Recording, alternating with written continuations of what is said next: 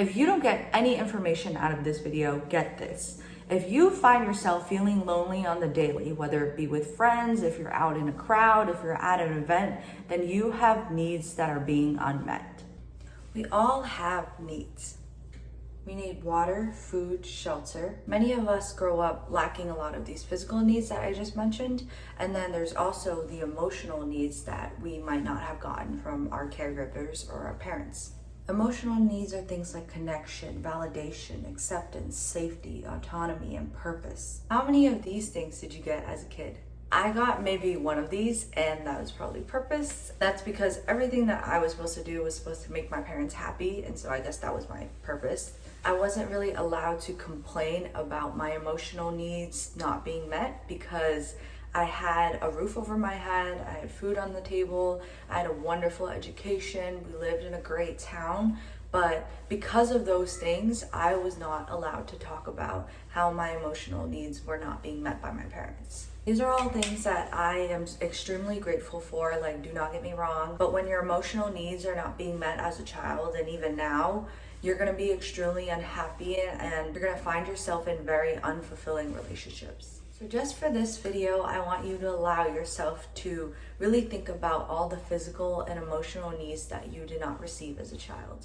Before I started healing, I genuinely thought that I could do everything myself. I was an extremely independent person. Little did I know, I quickly realized that it made me an extremely lonely person because I tried to do everything myself and I never asked for help. In trying to do everything by myself, I realized that I was living life in hard mode and I found myself extremely lonely. But I was taught that asking for connection and support was an embarrassing thing by both my parents and society. You only need yourself and your family, my parents would say. But ironically enough, if I asked my family for something, I was told that I was being selfish for asking and that I needed to just go figure it out myself. So you can imagine if I didn't have friends and other people to ask and I couldn't ask my family, then the only person I could truly rely on in this situation is myself.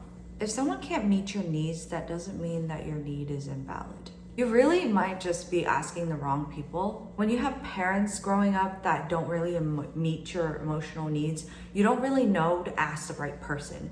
And so when we tend to repeat these patterns, we tend to ask the exact people that do not know how to meet our needs because that's just like what we knew. So part of it is also recognizing, like, who are these people that I'm asking that is unable to meet my needs, and learning to try to identify people that are actually able to do so. Society has also helped us normalize hyper-independence, and we no longer talk about how important love, connection, supporting each other, building community is. I genuinely believe that everybody should always have at least a couple of communities that they're part of or feel like they belong to in person, because an online community, having TikTok, having YouTube, is not gonna fully replace an in-person community. When we experience trauma, we also tend to really clamp up and to really not want to let anybody else in. I'm guilty of it myself, and I've learned recently that it is the most important time to learn to open up to others and understand what you need at that time. It's okay to reach out to someone and say, hey, I need someone right now. We are wired to belong in communities and to learn to lean on other people. As a society, as a person in society, I also think it's important for all of us to start learning how to also be the person that people can open up to. So what's first in helping us meet our needs? The first step is to build awareness in recognizing when we are acting in a way where our needs aren't met. If you can't recognize when your needs aren't being met, then knowing how to meet your needs are going to be useless. I think the two biggest things or biggest ways to tell if your need hasn't been met is, one, if you have an addiction, and I'm not here to judge, but any type of addiction is used to meet a certain need. And the second one is if you find yourself reacting really strongly to certain particular situations. Do you get extremely sad over something that logically makes no sense to get sad over? It can literally show up anywhere in your life. For example, for me, I tend to gear towards anger. I realize that my needs aren't being met when I start feeling extremely angry and irritated towards people, because then I'm like taking a step back and I'm like, okay, so maybe I'm not exactly angry at this person for this exact thing, because sometimes when you think about it logically, it makes no sense.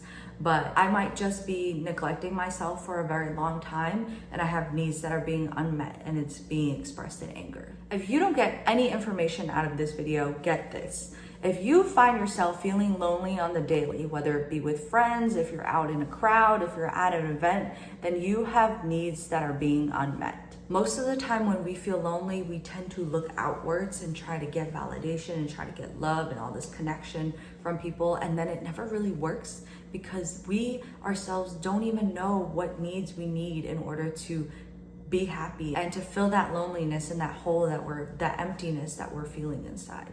When we have needs that are unmet, your inner child is gonna come into play. And I genuinely love this exercise that I'm about to do with you guys.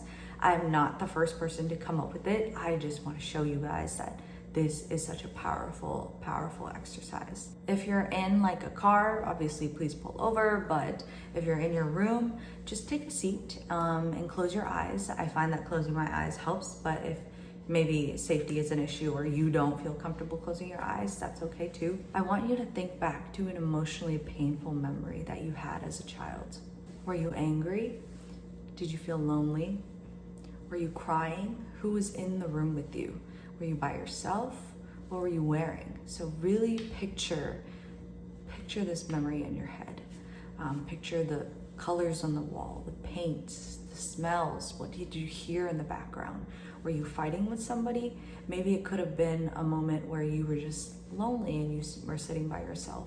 Or could it have been a memory, a very vivid memory of you being with somebody else and fighting? What was that memory? Think about where you were. Did you feel hot? Did you feel cold? Were you screaming? Were you silent? Were you just talking to somebody and they weren't looking back at you? Whatever it is, take a moment to imagine like you went back in time and you're watching it play out like a movie scene in front of you. And you, right now, in your current self, went back and gave little you a hug. After you give yourself a hug, think about, what did you want in that moment as a little version of you? You're no longer your 15-year-old self. You're no longer 20. You're no longer 30. You're no longer 25, however old you are. You're that little version of you. And just think about what you wanted in that moment. In a lot of cases, it's something very simple. It's usually never anything big, like I wanted a grand gesture.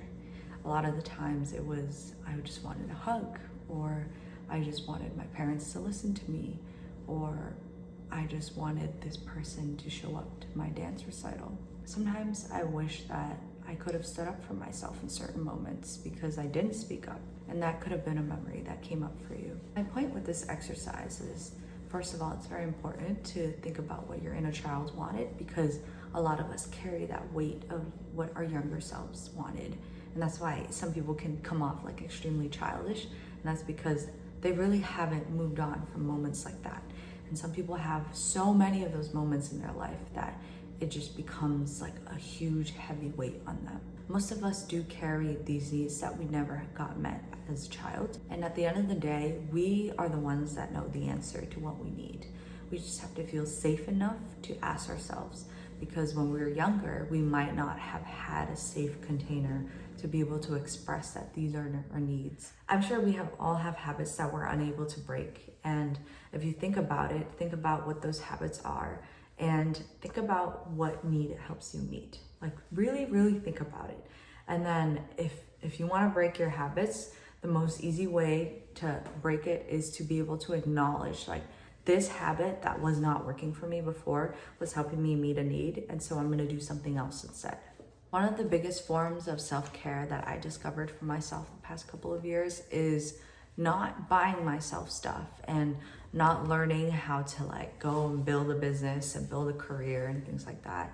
Although those things can be very important and can be very helpful for self-care, The most important form of self-care that I learned to practice is to show up for myself and to learn to listen to what I need. So that's what you're gonna do. You're gonna learn to listen to yourself. You're gonna learn to listen to what you need without any judgment. Most of us learn to judge our own needs and to judge what we want and just judge ourselves for thoughts, judge ourselves for this and that. And most of the time it doesn't really come from us. It comes from the subtle implications and the messages that other people around us have told us growing up.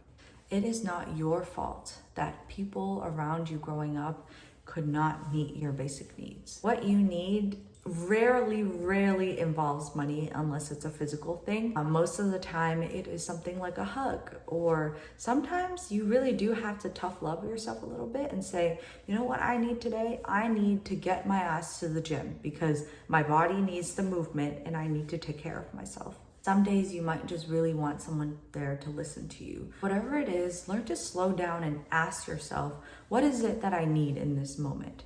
Sometimes it can really be, I need to escape for a little bit. But the thing is, you're consciously aware that you're escaping. And so that's okay because you're not just like doom scrolling for days at a time. Instead, you're able to identify like, this is what I might need temporarily, and then doing it in moderation so that you don't feel disgusting and you don't feel guilty afterwards. This is really just about learning to start listening to yourself and listening to that voice that's inside of you, listening to that inner child that seems to be locked away inside for so long. I've experienced extreme neglect as a child, and this is literally one of the most loving forms of self-care that I can provide for myself. So start choosing to learn to listen to yourself and show up for yourself and connect with the parts of you that have needs and are human. Can they give it to you? If we're being realistic, there are going to be needs that you can give to yourself as an adult and needs that have to be met by somebody else. For example, if you're in a relationship with somebody and you're only spending one day with them, but in order for you to feel this connection and support and love from this other person, you want to spend 2 days a week with this person, then it is up to you to advocate for it. That is something that obviously somebody else has to give to you because they're giving their time to you, but it is a need of yours to feel that connection with your significant other. And so that is a need that is being met by somebody else. When I first started doing this, I was like, I'm just gonna give my needs to myself. Like, nobody else needs to do this. As soon as I can identify the need, I can just give it to myself. And then I quickly realized there are a lot of things that I could not give to myself. Most of it was because I never really learned to advocate for myself. I felt extremely uncomfortable going up to people and saying like, hey, this is what I need in our relationship. And if not, then that's gonna be a really hard thing for me and we might have to reevaluate our friendship. I've gone through a lot of difficult things in life, and a lot of the times I do need somebody to talk to and I do need someone to lean on in those tough times where I feel like I can't do it myself. Sometimes, as much as I'm not willing to admit it, and I like hate doing this because everyone knows that I hate physical touch, but when I am in a place where I'm just like hurting so freaking much, I literally just need to ask for a hug. And that was something that was just so hard for me to do because I hate physical touch and I've had a history with like physical abuse. And so this is just, it's one of those things where like over time, you'll start getting really comfortable and you'll be able to start asking for like little things like that. I have so much I want to say about this, about meeting our needs and getting our needs met, but I hope this is a very good like foundation for you to go out and start asking yourself and start noticing the times in which you are not meeting your needs. Like always, I'm always rooting for you guys in your healing journey, and I hope to see you guys in the next video. Love y'all.